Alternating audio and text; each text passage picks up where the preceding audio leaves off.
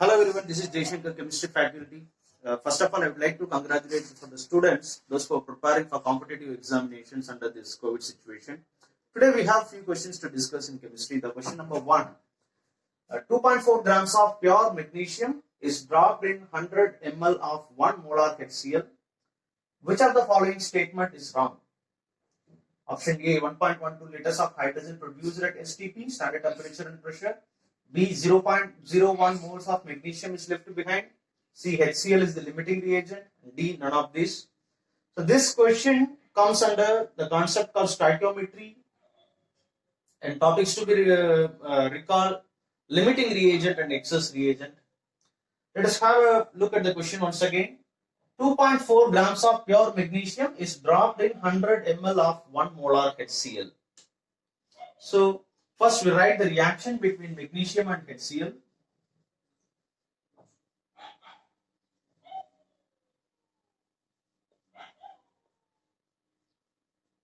So in order to balance it, this is the balance of chemical equation. So what does this reaction convey to us? 1 mole of magnesium reacts with 2 moles of HCl to form 1 mole of magnesium chloride and 1 mole of hydrogen. So 1 mole of magnesium completely reacts with 2 moles of HCl to form 1 mole of magnesium chloride and 1 mole of hydrogen. Or if you want to read the reaction in terms of mass, that is also fine. The law of conservation of mass is obeyed. The mass of the reactant equal to mass of the product. Or in terms of volume, you can read the reaction in terms of volume also. For convenience, we'll read the reaction in terms of moles. 1 mole of magnesium completely reacts with 2 moles of HCl to form 1 mole of magnesium chloride and 1 mole of hydrogen. This is the balanced equation conveyed to us. Now let us see the given data. 2.4 grams of magnesium is dropped in 100 ml of 1 molar HCl. 2.4 grams of magnesium means how many moles? First we have to see that. Number of moles is equal to given mass by atomic mass in case of atom. So this is 2.4 by magnesium atomic mass is 24. Therefore, number of moles for magnesium is 0.1 mole. And for hydrochloric acid, HCl, what is the number of moles? So it is given magnesium 2.4 grams dropped in 100 ml of 1 molar HCl. How many moles present in this volume of 1 molar HCl? How to calculate this? So we know molarity, right? 1 molar means we defaultly take 1 mole in 1 liter. 1 liter is nothing but 1000 ml. That is 1000 ml of 1 molar HCl contains 1 mole HCl. Therefore, we need number of moles in 100 ml of 1 molar HCl. Contains 100 ml of 1 molar HCl contains 1 by 1000 into 100, that is 0.1 mole HCl. So this is how to calculate the number of moles when they are given like this. Simply you can remember the formula to calculate the number of moles when molarity and volume is given. mv by 1000. Molarity, volume 100 ml divided by 1000, that is 1 into 100 by 1000 equal to 0.1. So the number of moles of HCl is also 0.1 mole. This is the situation. See, 1 mole of magnesium reacts with 2 moles. Therefore, 0.1 mole of magnesium reacts with how much of HCl, right? See, 1 mole reacting with 2 moles. Therefore, 0.1 mole reacting with 2 by 1 into 0.1, that is nothing but 0.2 moles HCl. But how much moles of HCl is given? 0.1 mole. But what is actually required? 0.2 moles of HCl is required to completely react with 0.1 moles of HCl, so that the equation will be obeying the law of conservation of mass in terms of mass equation. Right? So the HCl amount is less than what is actually required. 0.2 moles required for completely reacting with 0.1, but how much is given? Only 0.1 moles is given. So the limiting reagent is HCl. HCl is the limiting reagent. That is the correct statement. But here HCl is the limiting reagent. Which of the following statement is wrong? HCl is the limiting reagent. This is the correct. We have to choose which is the wrong statement. So definitely this is not going to be the answer. Next, let us see. In this way, you can see 2 moles of HCl reacts with 1 mole of magnesium. Therefore, 0.1 mole of HCl reacting with how many moles of magnesium? So 2 moles of HCl reacts with 1 mole magnesium. Therefore, 0.1 mole HCl reacts with 1 by 2 into 0.1, that is 0.5 into 0.1, it is 0.05 moles of magnesium. So 0.1 mole of HCl react with 0.05 moles of magnesium out of 0.1 mole of magnesium. The given moles of magnesium is 0.1. Out of this 0.1 mole of magnesium, it will contribute only 0.05 moles of magnesium with HCl. So how much of magnesium is left behind? It is excess reagent, no doubt, because this is the number of moles of magnesium will react with HCl. But what is given? 0.1 moles is given. So this is the excess reagent. It is excess than what is required. So what is the excess reagent amount, number of moles of excess reagent left behind? So they are given 0.1 moles of magnesium minus 0.05 reacted with HCl.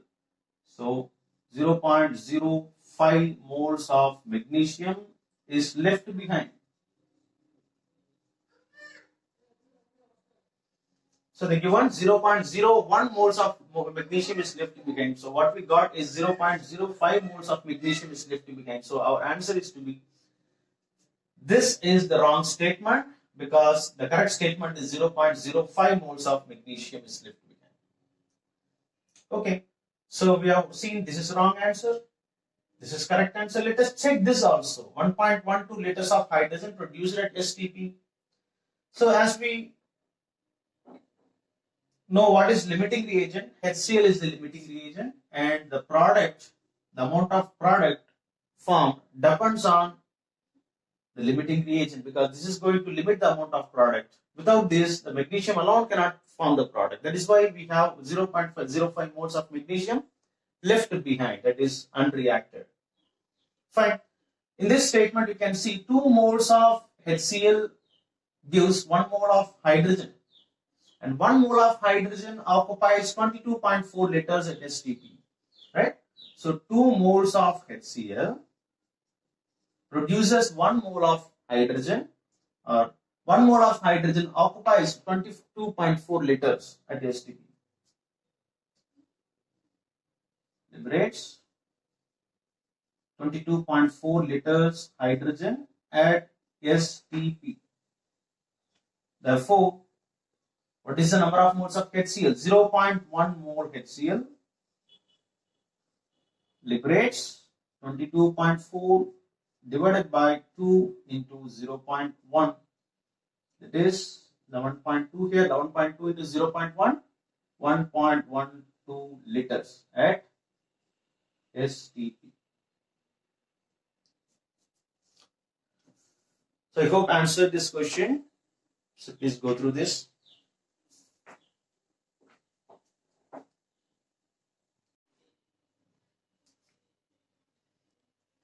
Let's have a next question. Phenol associates in benzene to a certain extent to form a dimer.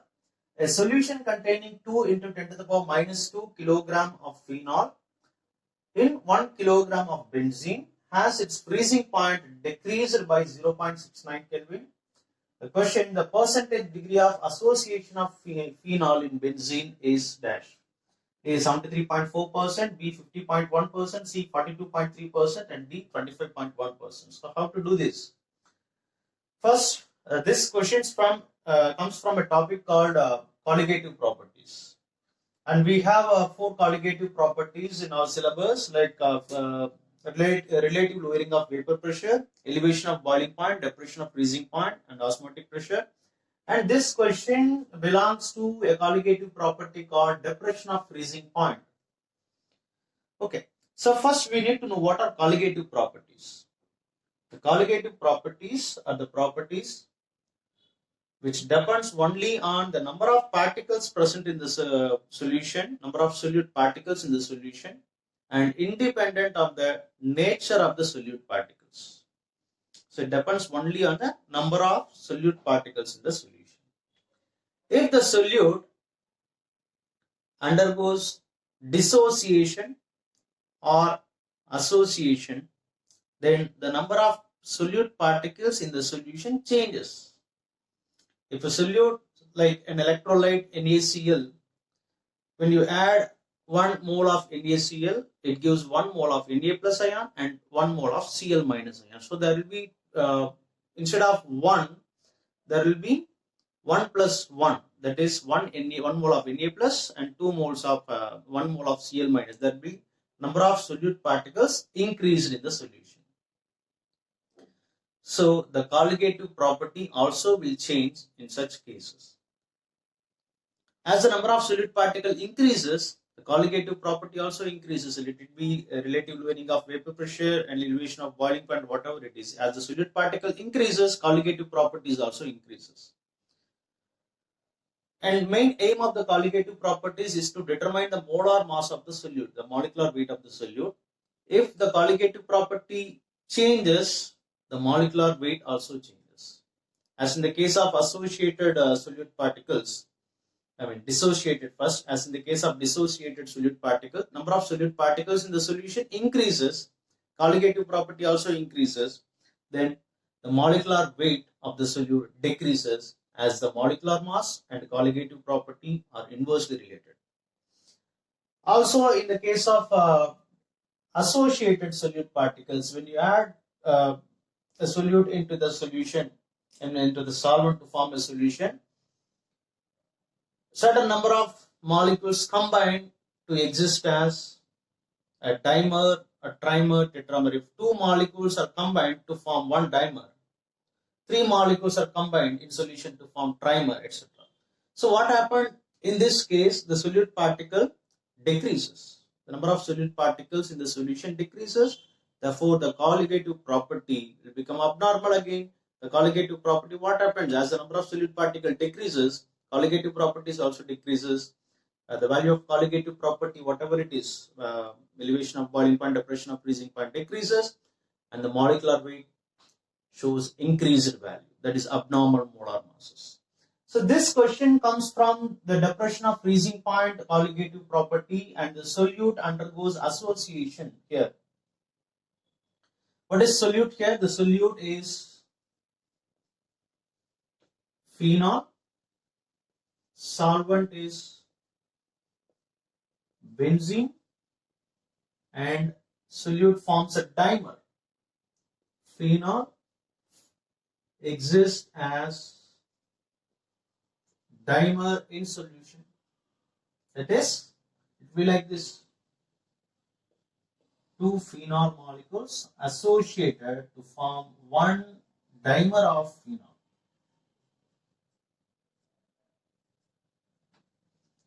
Fine. A solution containing this much of phenol in 1 kilogram of benzene, mass of solute is given, dissolved in 1 kilogram of benzene, solvent mass, and the freezing point is depressed. You know the depression of freezing point.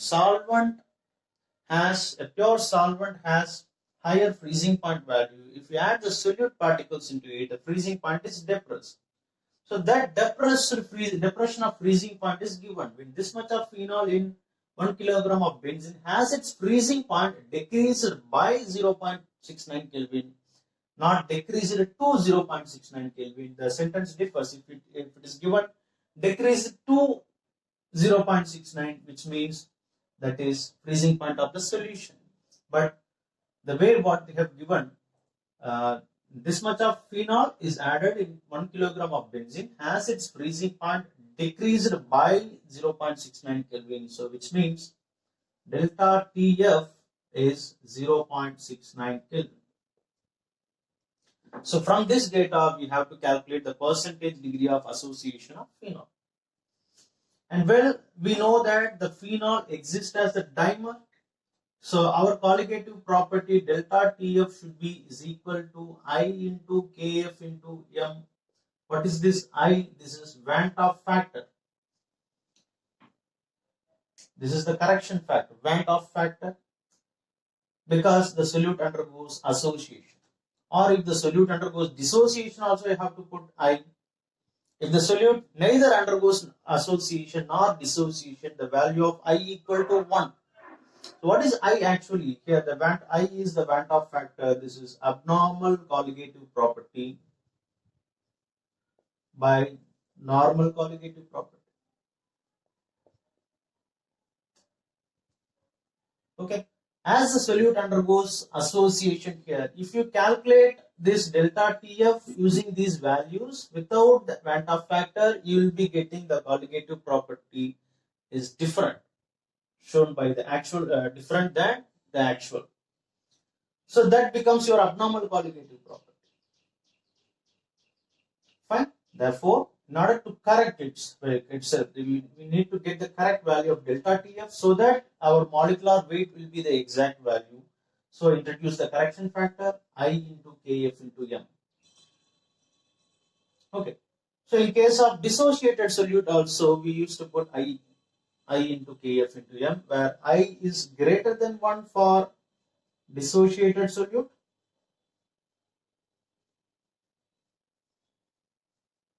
and I is lesser than for associated solute.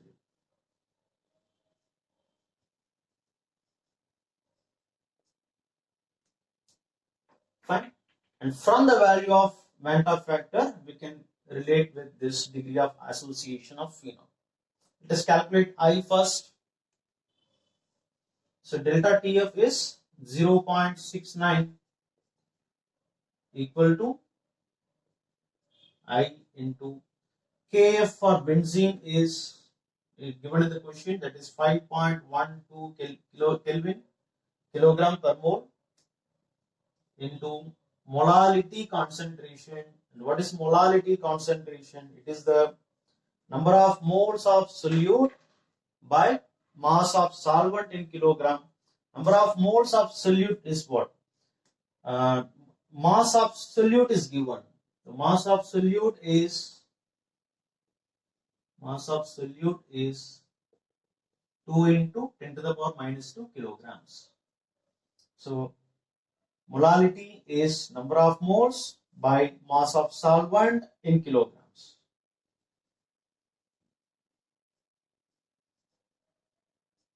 Mass of solvent in kilograms. And number of moles of solute is given mass by molar mass. Given mass is 2 into 10 to the power minus 2 kilograms. I convert into grams into 10 to the power 3 by molar mass of solute is phenol is C6H5OH. C6H6O. So carbon 6 into 12 72 plus 1 into 6 plus 1 into 16. So you get 94. So number of moles is equal to given mass by molar mass. by mass of solvent is 1 kilogram. So we'll get, if you calculate it, we'll get 0.2127 number of moles. I mean, what is that? Molarity concentration of the solution is 0.2127. And from this you can calculate I value. It's nothing but 0.69 divided by 5.12 into 0.2127. We'll be getting around 0.6336. Fine. So we have calculated I from this. Now what we have to calculate is percentage degree of association of phenol. We know phenol forms dimer in solution. So let us assume I have 1 mole of phenol. Initially at time t equal to 0, there will be nothing, no dimer in the solution. As the time progresses at equilibrium, you can see alpha moles are involved in association. So how much of dimer will be formed? If 10 molecules are associated, it exists as 5 molecules of dimer. Therefore, alpha moles are involved in the association. Then how many dimers are there? Alpha by 2 moles of dimer will be there. What is the remaining moles of phenol in unassociated state? This is 1 minus alpha, and here alpha by 2. Fine. For x number of moles, this is for 1 mole. For x number of moles, it is x into 1 minus alpha by x alpha by 2. And I is also equal to number of solute particles before association by number of solute particles before association. Number of solute particles before association by number of solute particles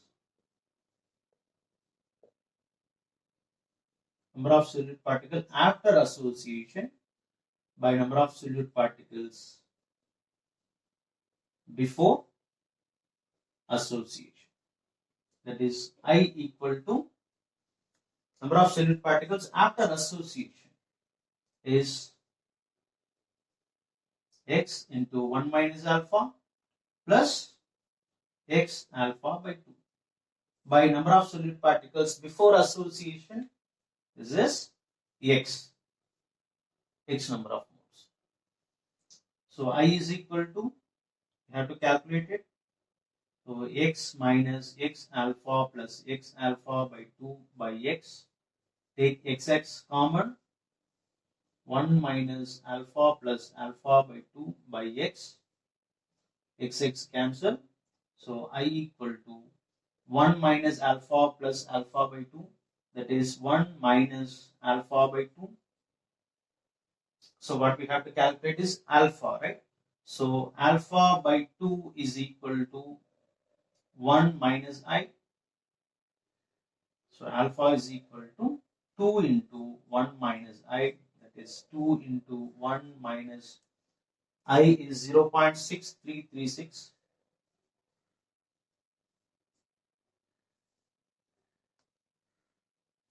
So you'll be getting around 0.732 into 100 equal to 73.2%. So this is the answer for this. When a solute particles undergoes association, you can directly use the formula to calculate alpha like this.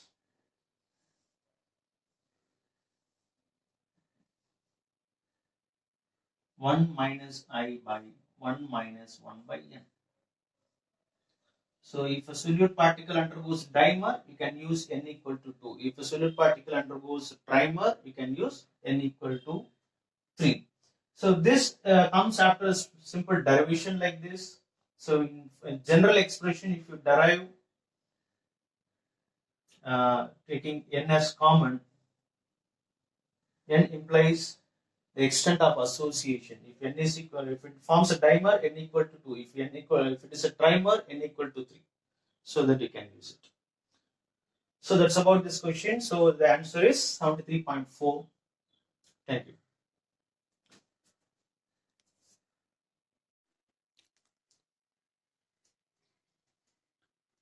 Now let us see the next question.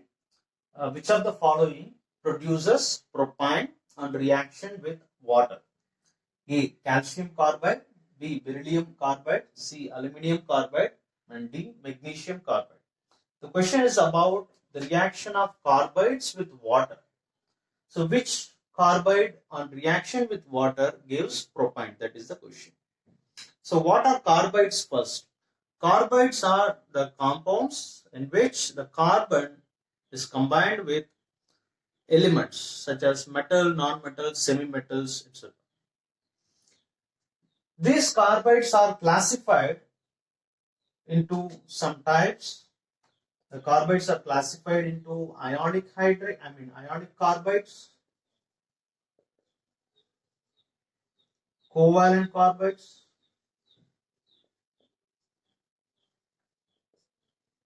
and interstitial carbides, basically 3 types.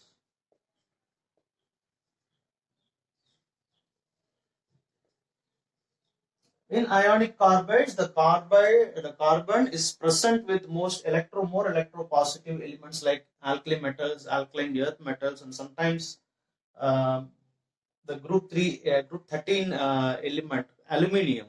Aluminium also form ionic carbide.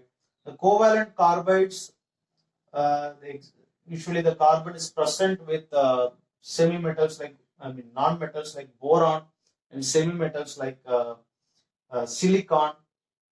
Interstitial carbide is present with usually the transition elements. Say, for example, the ionic carbides.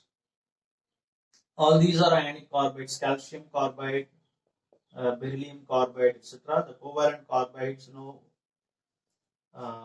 boron carbide, carborundum, silicon carbide.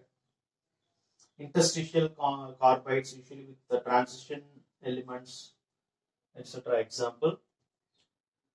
So all these are ionic carbides. This ionic carbide are further classified into methanide,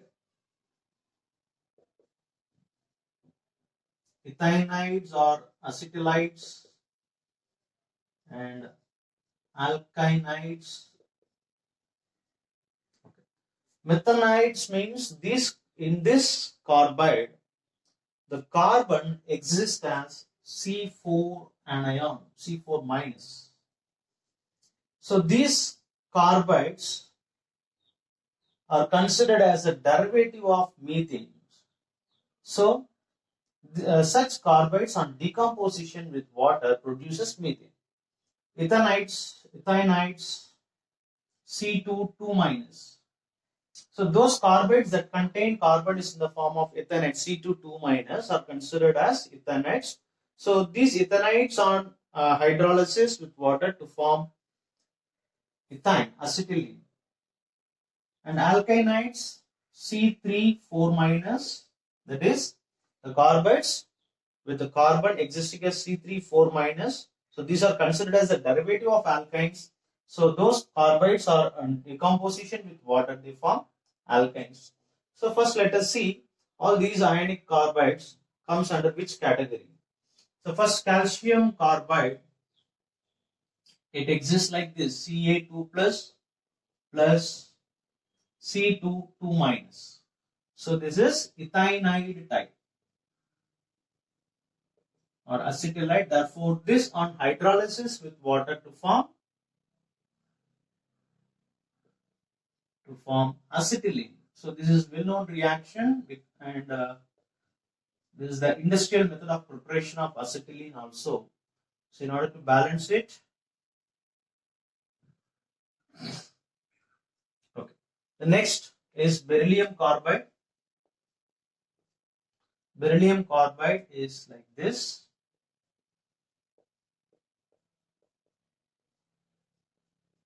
So this is the type of methanide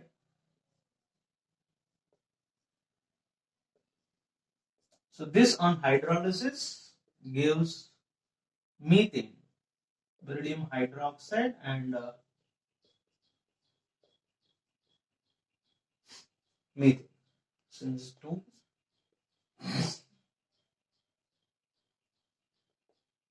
Okay. Next, aluminium carbide. This exists as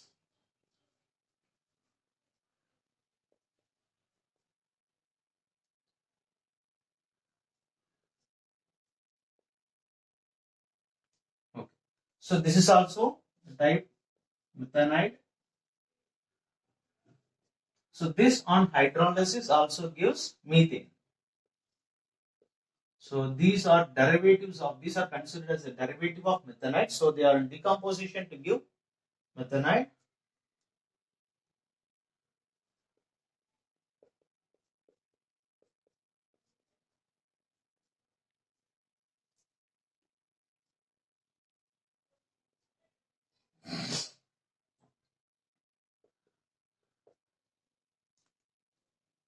Okay.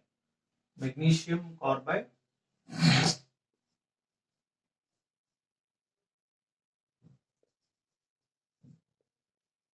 It exists as C3 4 minus. So this is alkynide.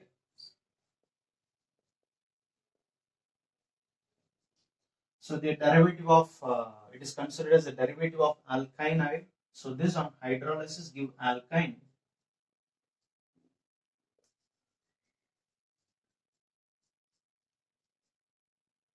C3 alkyne is propyne.